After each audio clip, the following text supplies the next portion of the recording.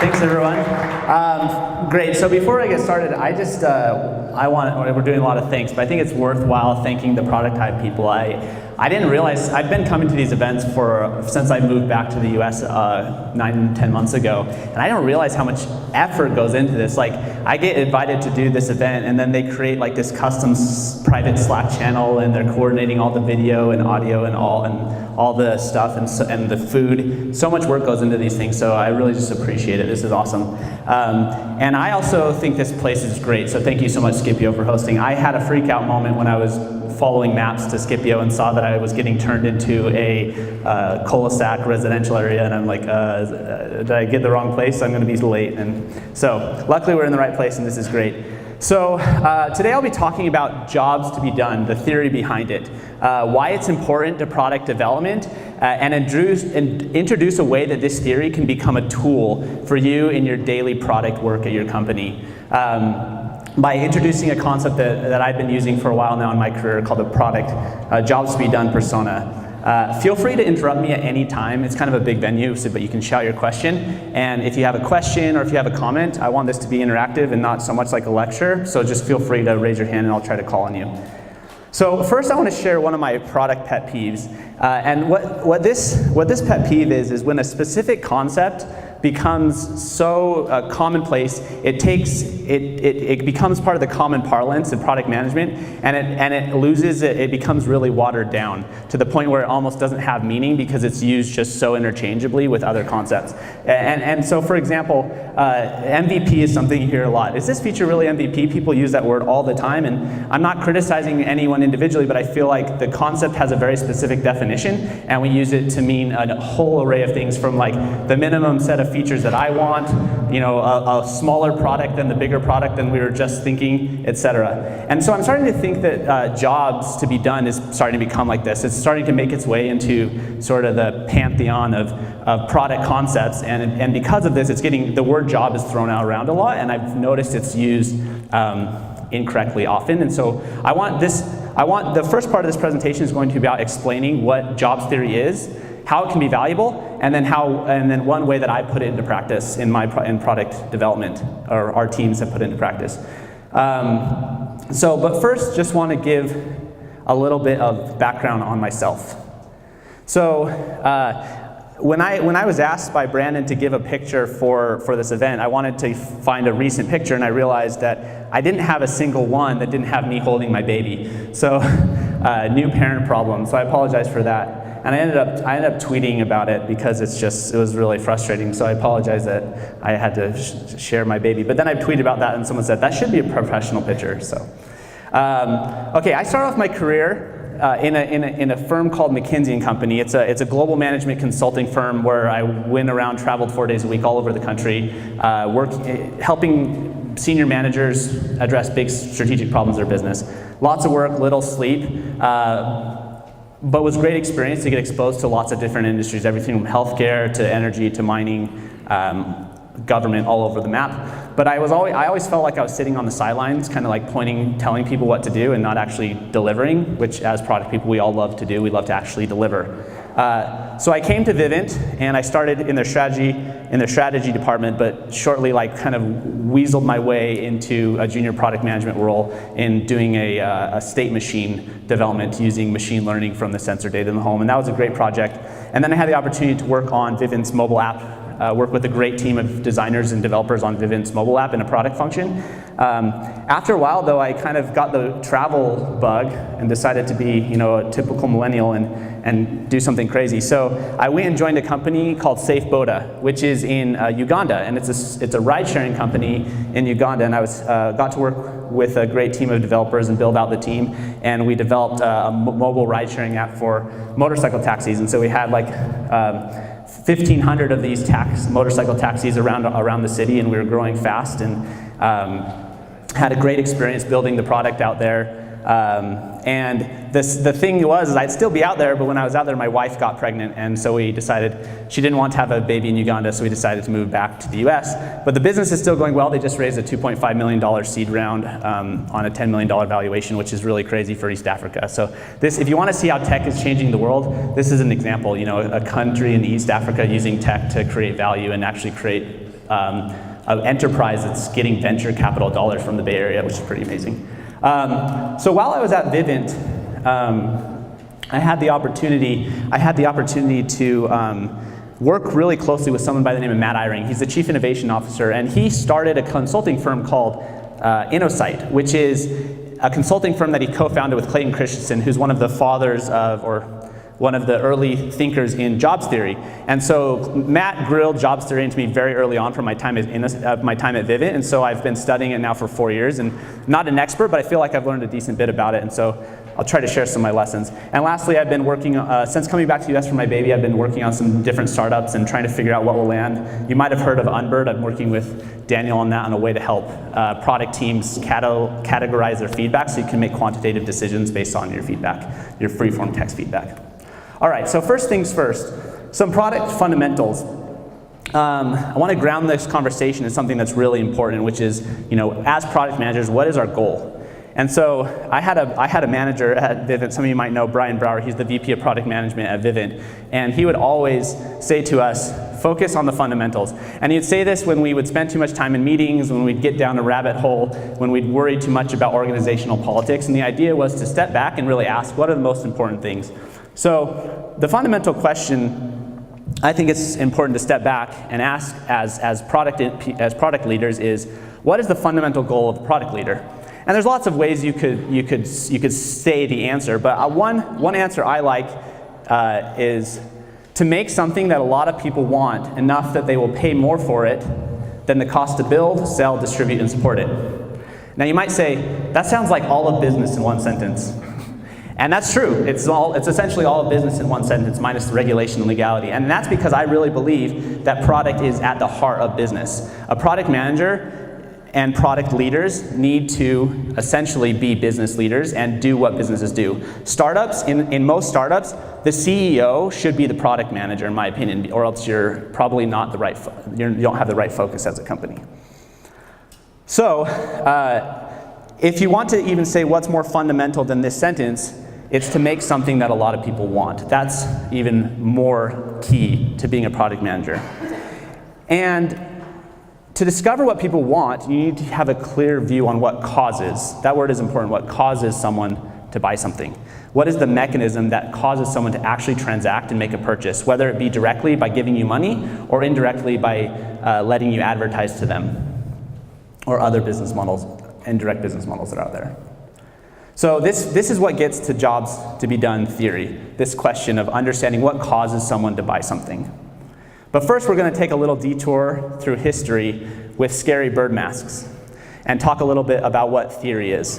So theory is a word that's used colloquially a lot, and I'm sorry to wax academic, but it's an important point. Theory is used colloquially a lot to mean a hypothesis, an untested assertion or an untested explanation. But in reality, that's not what theory means. What theory means is it's an explanation of causality. So it's an explanation of what causes something to do something.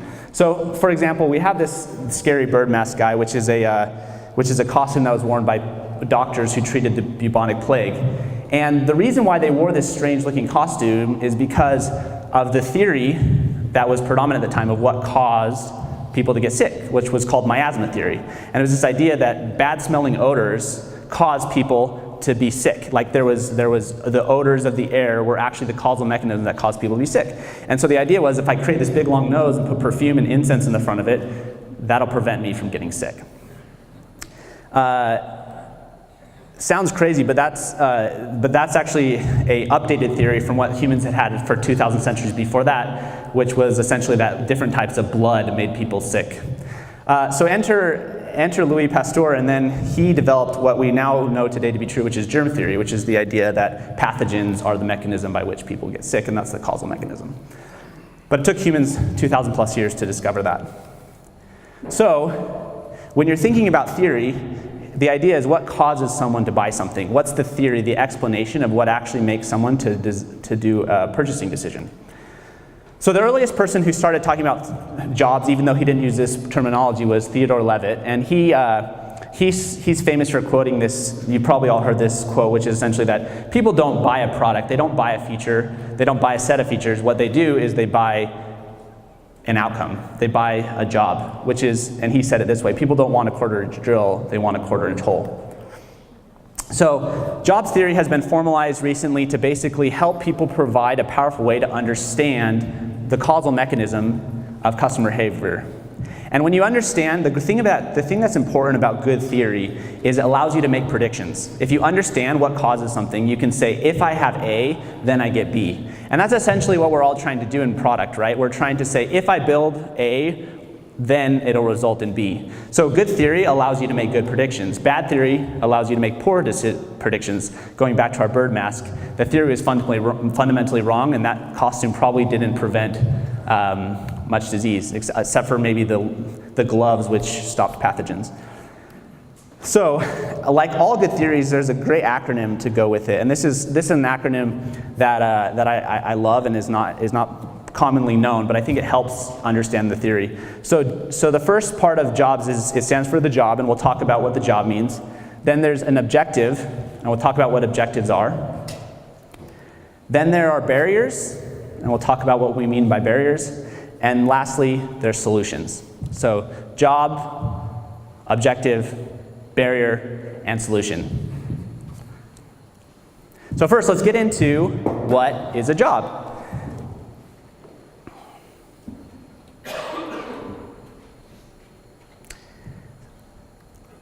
So a job is progress that a person is trying to make in a particular circumstance. This is how we define it. And it sounds like kind of like an academic definition, but it actually, when you think about it, really helps you disambiguate things. A helpful metaphor also, aside from this definition, is that people hire a product to provide a service for them, to help them perform a job. So let's dive into this definition just a little bit. So progress is defined as movement toward a goal or aspiration. So it's often an ongoing, recurring process. It's not typically discrete, but it's for someone to make movement towards a goal or an aspiration, something that they want to accomplish, something that they want to perform in their life. And lastly, the word circumstance is important. So it's within a particular context. So it could be who, when, where, and what. So who's doing it, where are they, what are they doing, what time of day, stuff like that. So I'm going to pause and ask a question. Has anyone seen Clayton Christensen talk about milkshakes? Yeah, everyone's seen this. Does anyone want to just describe that really fast? Viscous. What? Viscous. Who wants to? Brandon, give me a quick. I'm kidding. Have someone else do it. You want to? You got it. Sure. So he talks about a story where initially people that are selling milkshakes want to find out how to sell more milkshakes. So initially they try to introduce a lot of different flavors, and they realized that didn't do anything. So then they decided to start to talk to the people as they were leaving to understand why they were buying the milkshake in the first place. And as they better understood what the outcomes were that the people wanted from the milkshake, they were better able to understand what to do to their milkshakes to help solve those problems. Perfect. Great, perfect. So good summary. So when Clayton talks about this, he never mentioned it, but he was working for McDonald's, right? And so he's working for McDonald's, and they're trying to figure out, what can increase milkshake sales. And eventually, as they're looking into this, they try to find what is the real reason why people are buying milkshakes. And the thing is, there's a lot of answers, and it depends on what the job is. And so they found out that a time of day that people bought milkshakes was in the morning. A lot of milkshakes bought in the morning, and that was strange. So they did some research, and they basically figured out that the job that people were trying to do, the progress that they were trying to make in a specific circumstance, was to keep themselves entertained and prevent early morning rumblings of the stomach on the way to work. So they needed something on the way to work that would help keep them entertained during their commute and prevent them from having kind of a mid-morning hunger. And that was their job. So the circumstances, and that is what caused them to go and purchase a milkshake. The circumstance is important though, because that very same person in the afternoon who goes to McDonald's with their little child, whose child then asks them to buy a milkshake, is a very different job. And so that's why that's why circumstance is really important to this idea of causality, because in different circumstances, the same person with the same attributes, the same demographics is going to actually buy something for different reasons, and there's different causes. Does that make sense? So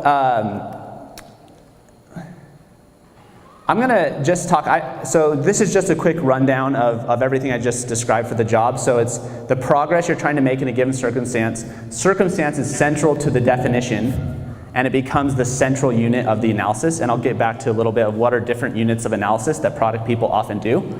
And then it's ongoing, recurring, seldom discrete, and, and it has dimensions that are functional, social, and emotional, which we'll come to in a second. But I want to compare this to a word we use a lot in product, which is problem.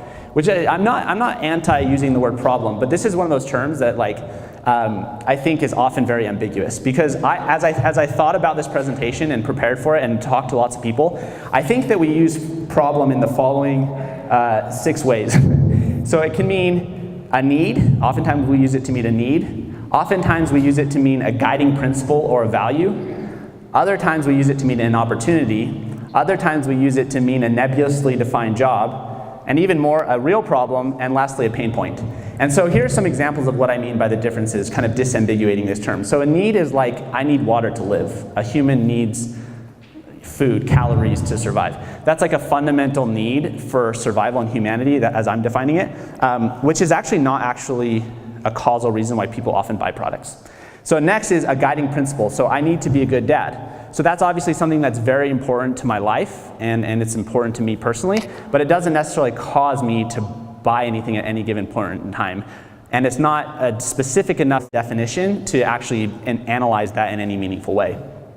An opportunity is when we're referring to giant opportunities, like we waste millions of dollars per year making bad hiring decisions.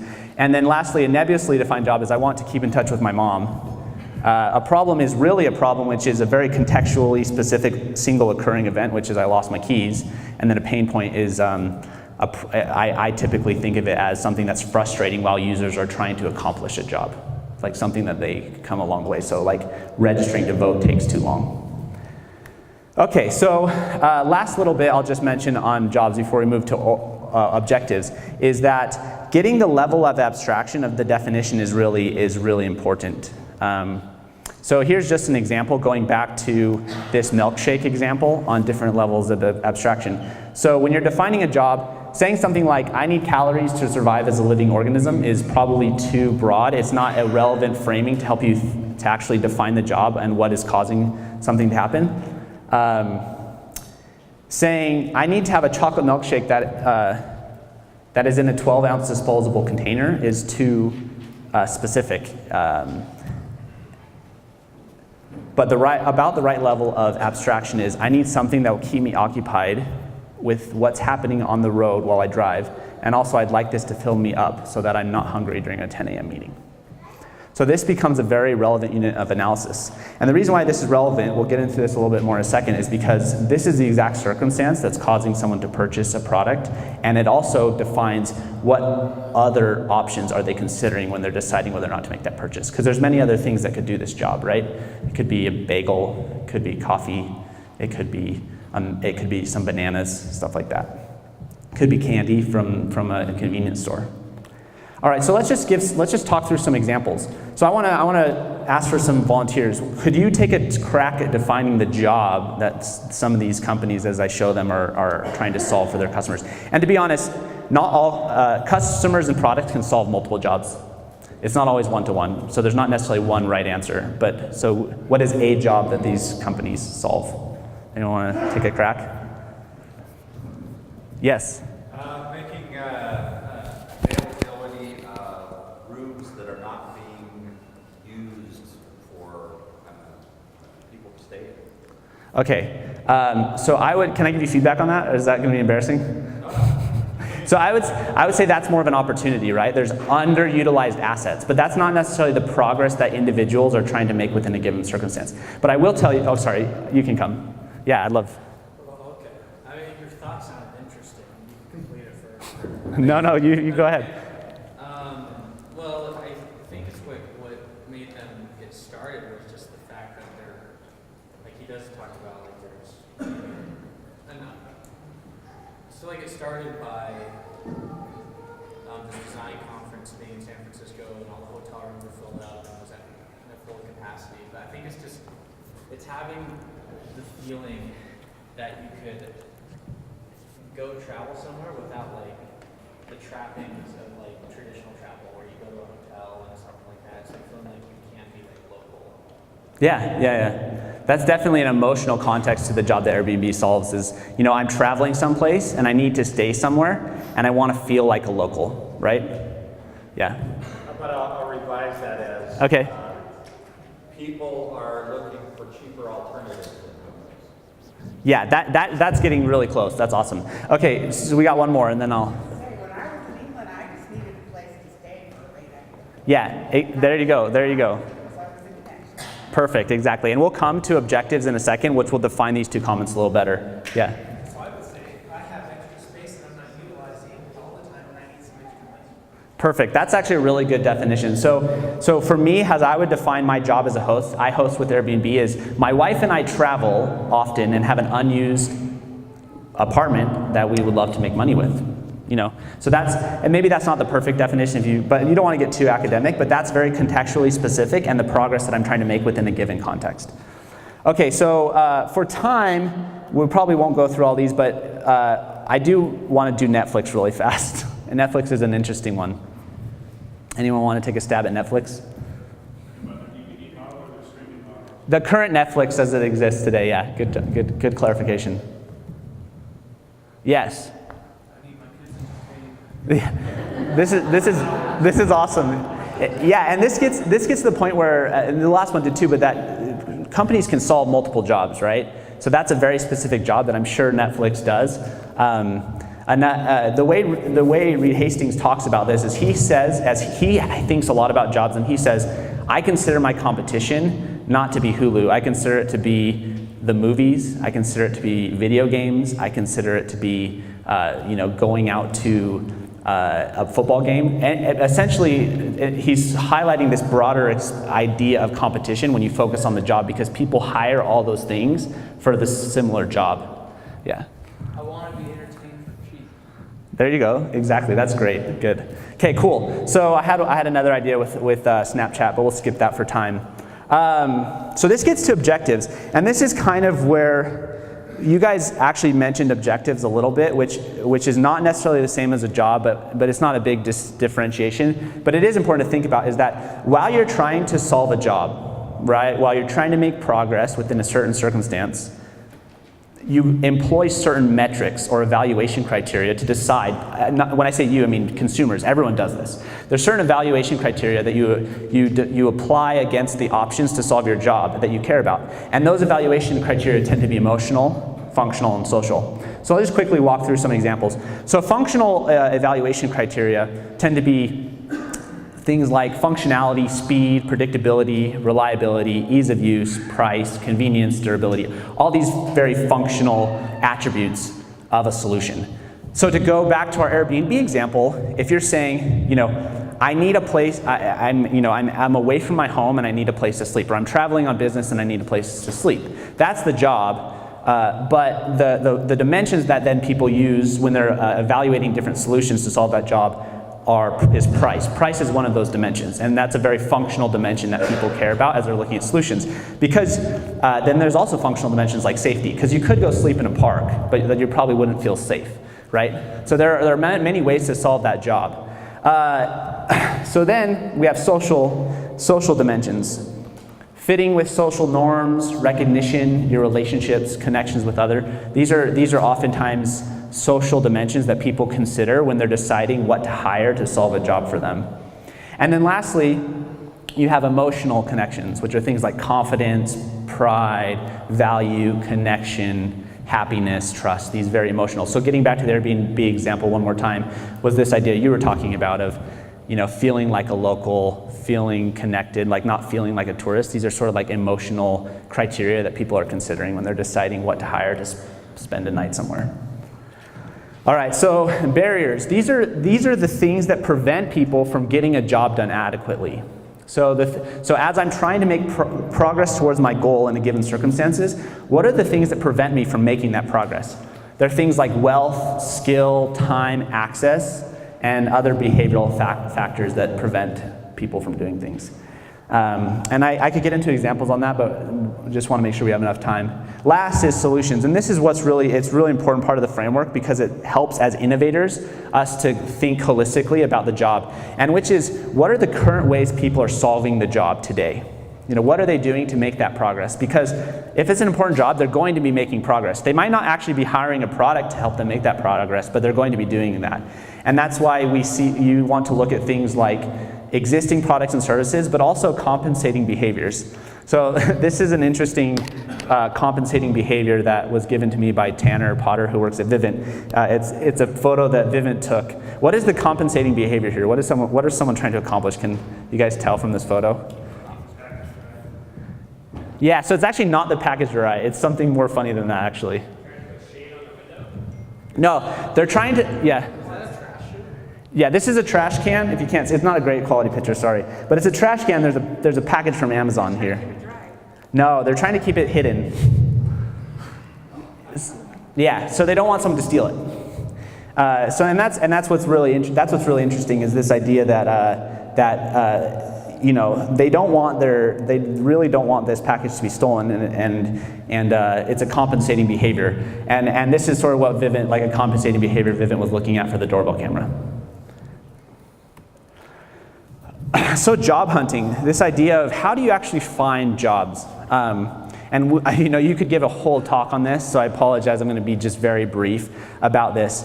But there's lots of different, and this is not an exhaustive list either, there's lots of different ways, but actually getting out of the office, getting out, there's this phrase that you guys have probably heard if you've done their course, but like nothing important happens in the office, right? Getting out of the office, spending time observing your customers. When I was at Safe Boda in Uganda, I had a day that was called Customer Thursday, and every Thursday I didn't allow myself to come into the office until I'd spent several hours just around the city watching people and how they moved and how they got about the city. And it was really hard and hot, and I hated it, but I felt like it made me a better product manager. Interviews are very helpful, you know, long form interviews where you dive deeply into asking people why they do certain things, you know, what's important to them, what progress are they trying to make in different circumstances. Your personal experiences are rich, especially if you tend to be a target customer. Your personal experiences are a rich source of insight for uncovering jobs.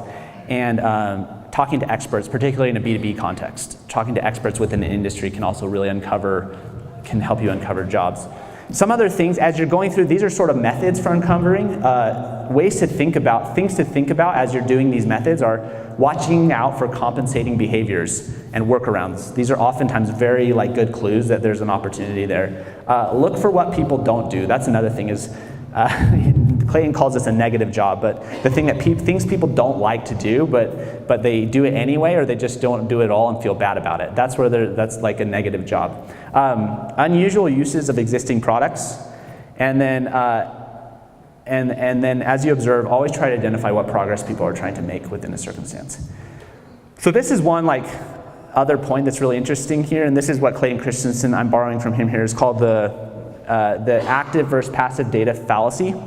And what he calls active data is this idea of numbers that are hard, quantitative numbers in a spreadsheet. So things like sales, NPS, competitors, ratings, daily active users, so like metrics. And these things are great and they're important to running a good business, but we have this bias where because they're numbers, we feel like they're more powerful, they have more weight, they have more authority. And especially executives, right? They put a lot of weight behind these types of numbers. But the challenge is the other type of data, which is passive data, which is highly unstructured, nonlinear, contextual data, trying to understand why humans are doing things in certain contexts and the progress they're trying to make, is not easily captured in quantitative form. And so what often happens is as businesses get big and they grow, you start to manage towards the operational metrics and lose sight of this very unstructured, messy, qualitative data that helps you understand your job. And so you start to manage more for the metrics and less for the job. And this happens a lot when industries start to define themselves in terms of an industry instead of a job. So going back to our previous example, the hotel industry got their butts kicked by Airbnb because they started thinking themselves as we are the hotel industry instead of focusing on the job. And there's so many examples of this. At Vivint, we talked a lot about, jobs, but even then I felt like oftentimes we still thought ourselves as a smart home company and a security company. And whenever you start to think about that and define yourself in terms of industry instead of the job, you risk missing opportunities to innovate and delight your customers, but also opening yourselves up for disruption. Okay, and one other framework, this is something that I like to think about and have kind of borrowed a little bit, but also added to it, is jobs to be done. What makes the strength of a job? And when I say strength, I mean the opportunity presented by solving the job. And there's 4 factors in this framework. The first one is the intensity of the job, which is this idea of how important is it to me as an individual to make this progress within that circumstance? So how important is this progress? Second is commonality. How many people are there like me that want to make this progress, right? Third is frequency. How often within my life do I experience this circumstance in which I'm trying to make the progress? And then lastly is the level of satisfaction with current solutions. So if you have a job that's high on 1, 2, 3, and low on 4, that's a big opportunity, either for a startup, an innovation within your existing company, potentially doubling down on solving one problem. If you're a product that solves multiple jobs, you might want to double down on these. So it's a good way to think about it as you're talking about jobs. So now I'm going to introduce this idea of comparing jobs and personas. Wish I had more time to dive into this, but I thought it was important to kind of give the context before diving into this. So this is a really important question, and that is, what is the most salient unit of analysis when developing products? And when I mean salient, I mean what is the most relevant, the most important, the most one to consider when you're having conversations about prioritizations, about what to build.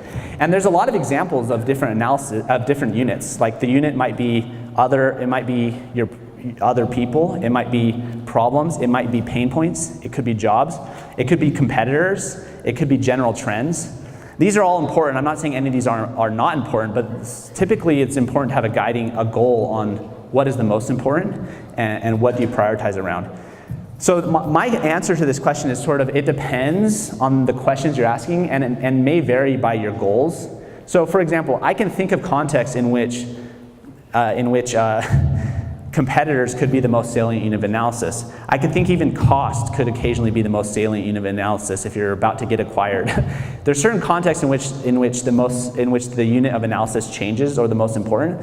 But someone who really subscribes to jobs would argue that the most important unit for innovation is the job to be done. And a lot of product people would probably agree with that, but I often find there's a lot of tension between what I call the who versus why dilemma. It's like, what is really the most salient unit of analysis? Is it our customer or is it the job?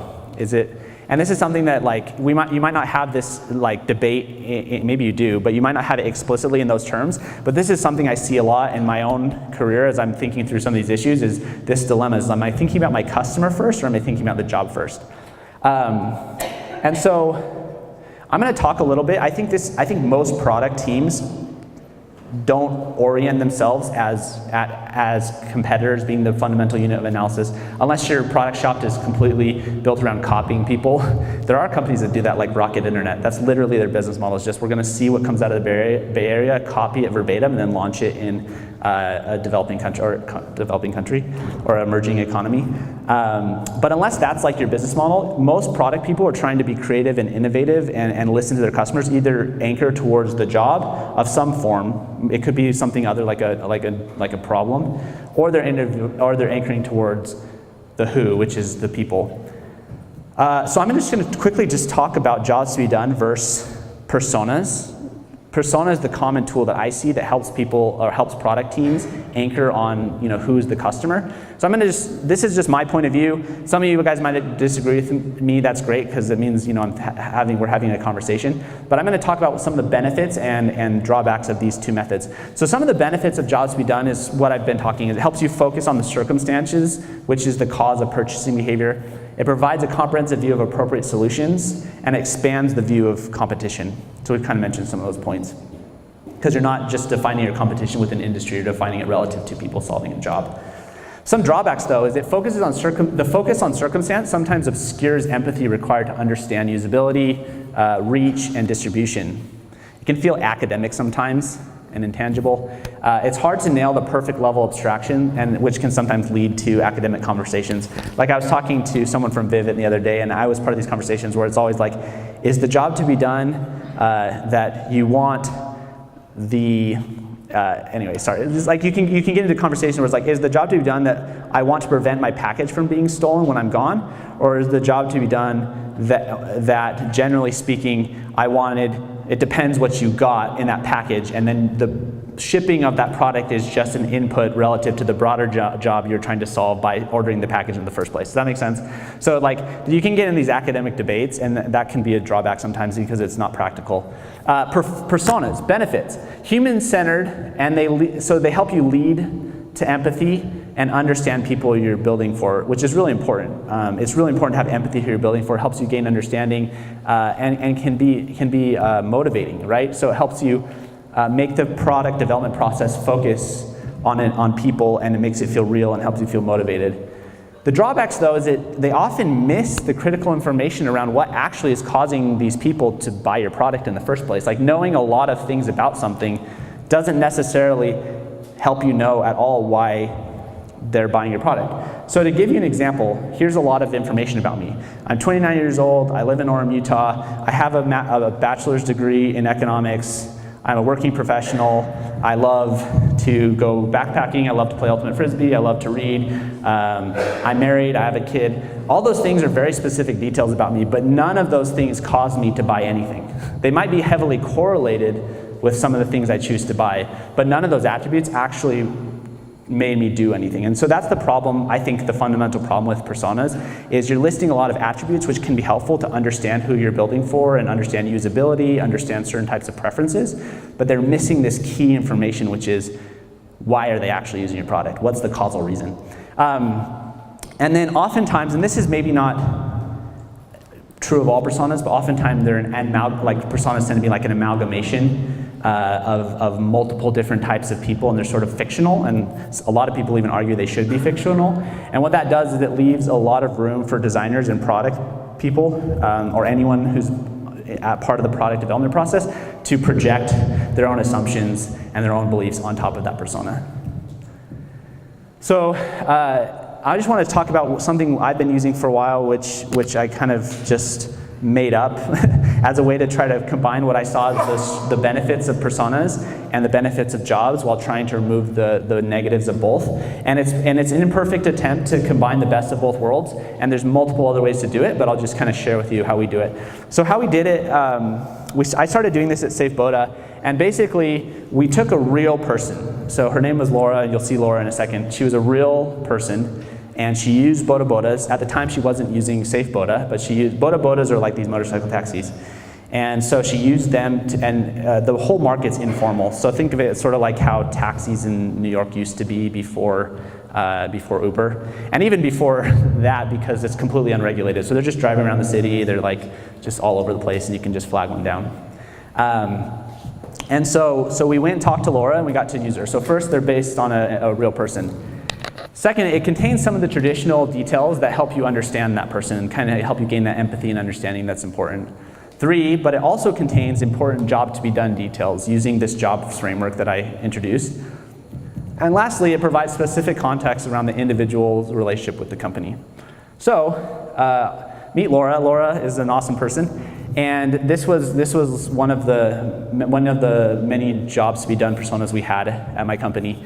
And so as you can see, it's a lot of small text, and I apologize, but just some examples is we have lots of important information about Laura that you kind of see in lots of personas, which is her age, where she lives, how much money she makes. She makes 1.2 million shillings, not $1.2 million. Important distinction there. Shillings is like 6,000 to $1 or something like that. A little bit about her passions, a little bit about what she uses, and like what technologies and products she uses, a little bit about her goals, which help us understand her as a person. But then we have this column here that's really important, which is essentially this information that I told you about the jobs persona. So we have her jobs listed, and actually she uses bodas for 3 things in her life, and they're all different circumstances and slightly different jobs. So the first, it says, when I have a time-sensitive workday appointments outside the office, I need to make it or return on time. And so it's this idea that she's in the middle of her workday and she has to go run these errands. So she has to go meet someone, go pick something up, and time is really sensitive, so she can't afford to either wait in traffic through a taxi or she can't afford to walk. Another one is when I'm running late in the morning, I need to get into work before my manager notices I'm late, because she's really embarrassed when she shows up late. And she lives kind of far out in the suburbs, and so there aren't taxis regularly in her path, and so she has to walk to this bus route. And so when she's running late, she uses these bodas. And lastly, third is after work, sometimes she's just exhausted and she doesn't feel like sitting in traffic. And so in that case, she'll also hire a boda, and because they're motorcycle taxis, they can kind of weave in and out of traffic. And so she just didn't like it. So she says, when there's traffic after work, I sometimes just don't want to sit through it. I hate traffic. Sitting in a taxi in this heat, in traffic, it's exhausting. So, and we could go through all these, but those are her 3 jobs and why she used bodas. And then she has this is a typo, sorry, it should say objectives. She has these evaluation criterias, which is like safety, speed, cleanliness, price, perception. These are the evaluation criteria she's using when to decide what to solve. So the thing that was great about this is when we started doing this, there was an assumption that a lot of people in our company had, which is this idea that the job to be done that people use bodas for was, I'm hanging out at the bar late with friends or the nightclub, which is a very common activity in Kampala, Uganda, by the way. These guys love clubs. And after work, it's late at night, and so I'm worried about my safety, so I take bodas home. And that was like a huge belief.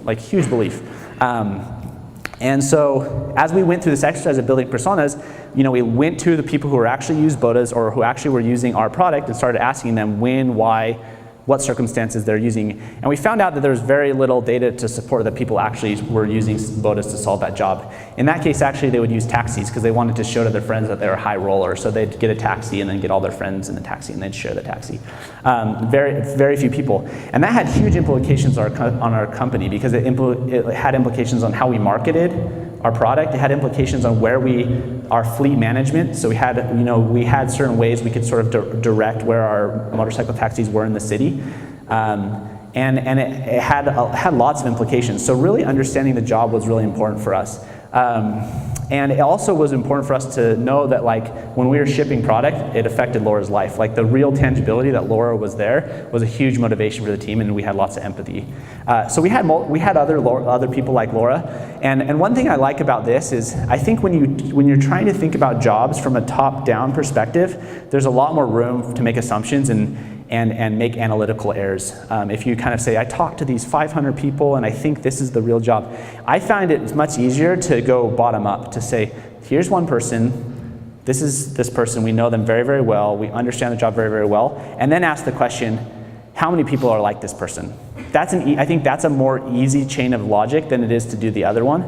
And so if you're working in a company, you can make multiple of these and then kind of find what are the handful that really we feel represent the broader market, and I think that's a really great way to go.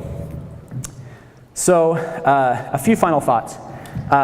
None of this stuff is perfect. This is humans. We use concepts and frameworks and models to try to make a map of reality.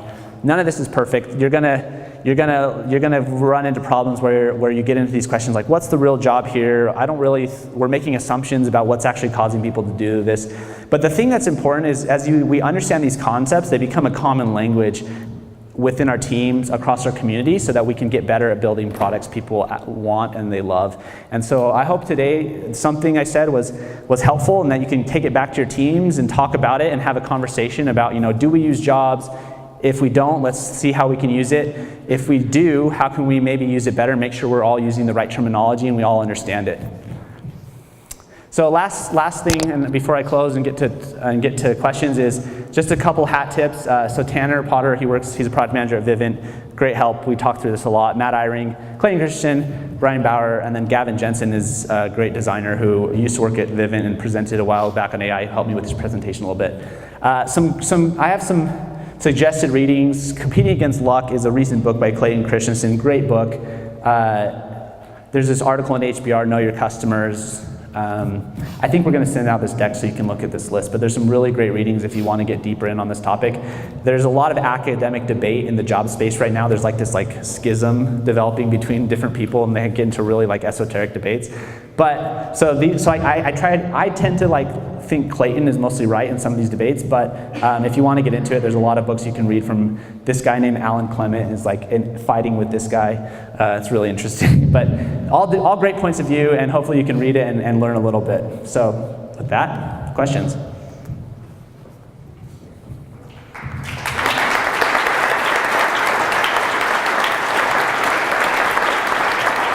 Thank you. Awesome. So we got that. Yep, perfect.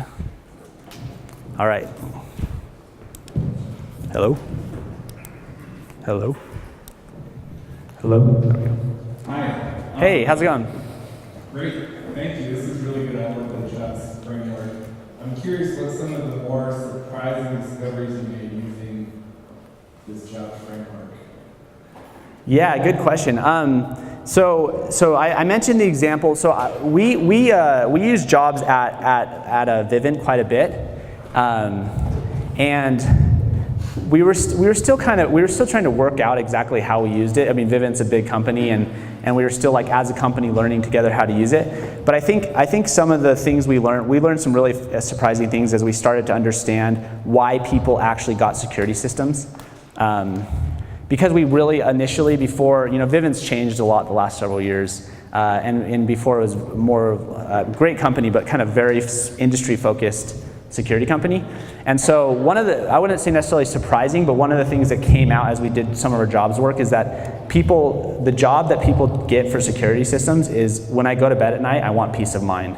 I want to be able to sleep at night. And that was the job, which is actually like a really different framing of the industry than it often is. Oftentimes the framing of the industry is, keep the burglars out and stuff like that. And it's like actually a functional barrier to preventing robberies.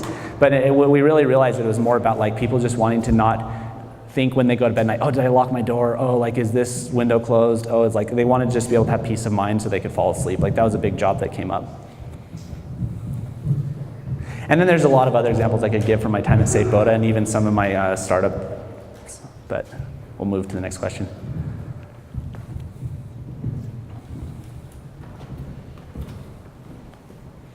I actually spent last summer in Uganda. Oh, nice. Which part? Mali. Awesome. Cool. Did you learn any Luganda? No, I'm just kidding. Yeah, there is. Well, my question is, I'm really interested in SafeBoda. They're hiring a chief product officer if anyone wants to message me about it. I mean, they have a lot of money. It could be interesting if you want a crazy experience. But yeah, I felt like I almost died a couple of times writing the bodas over there. Is the system if you want to be part of the SafeBoda like umbrella as a driver? Do you have to like have certain like safety behaviors and stuff like that? So that was.